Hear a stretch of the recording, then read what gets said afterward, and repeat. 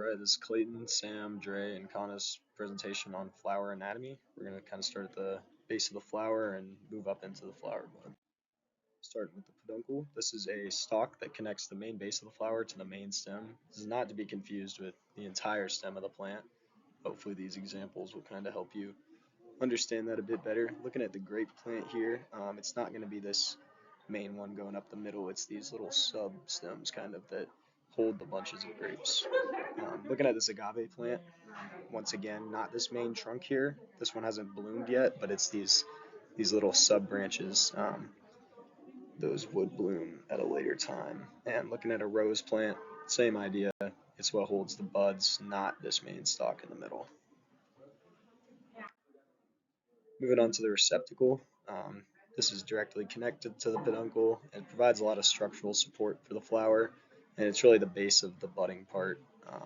As you can see here in a couple examples, it gets a bit thicker, and once again just provides support for the flower, helps it stay up. Moving on to the sepal, this is a protective part of the flower that's going to enclose and protect the flower bud.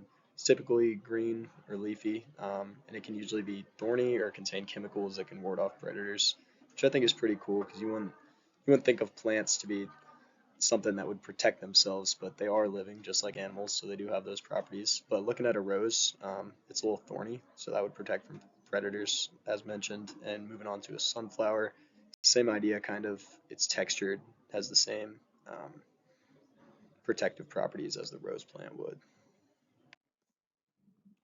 Okay, so this is the stamen. It's the male fertilizing and reproductive organ of the flower. It contains anther and filament. So different types of flowers can have the anther and filament alone, grouped themselves, or grouped with each other. So you can have the anther, multiple anthers grouped together, multiple filaments grouped together, or they can be anther and filaments grouped together. So this is the anther. It's the top bit right here. It contains the pollen, which contains the genetic information and fertilizing agent for the flower. It's a part of the stamen. In the shape, size, length, everything depends on the type of pollen it has in it. So this is a filament. It's the structure that supports the anther. It's also part of the stamen. Variation depends on where the filament is attached to the anther. It can run through it, be attached to the base, right, like this one. It can run alongside it. It really just depends on the type of flower. There's multiple variations. This is the pistil. It is the female reproductive organ of the flower. It is made out of three parts: the stigma, the style, and the ovary, which is shown over here, where the ovary is in the middle and the ovule is encased inside the pistil. These together help facilitate the process of fertilization and pollination. The ovule with the embryo sac, it contains the necessary gametes needed for reproduction. It basically is a protective layer that houses and contains the embryo sac. It also plays a major role in reproduction in flowers. The petal, the main part on the exterior of the flower, there are a leaf-like structure, and their primary purposes is to protect and attract. They protect from the elements as well as other predators that might be eating the flower.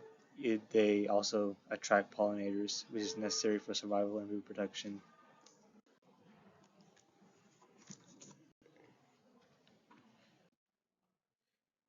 This is the stigma. The stigma is part of the female reproductive structure in the flower. It rests at the top of the pistil and is connected to a tube-like structure called the style. It has a swollen knob-like structure that can be hairy or sticky, and the receptive tip is it is the receptive tip of the carpel. The functions of the stigma are they receive pollen grains and they also germinate them, and they help with the formation of the pollen tube. The style is also part of the female reproductive system of the flower that forms the pistil. It has a long, slender stalk that connects the stigma and the ovary. It carries pollen from the stigma to the ovary via the pollen tube and is used as a buffer when pollen contamination takes place to check and see if the pollen is compatible with the plant. If the pollen belongs to a distinct species, the style releases toxin to stop growth of a pollen tube. If the pollen is compatible, the toxin is isolated and does not stop the growth of a pollen tube. The style also helps with the fertilization in the plant. The ovary protects the ovules and it also houses the female reproductive gametes and nutrients for plant embryo development.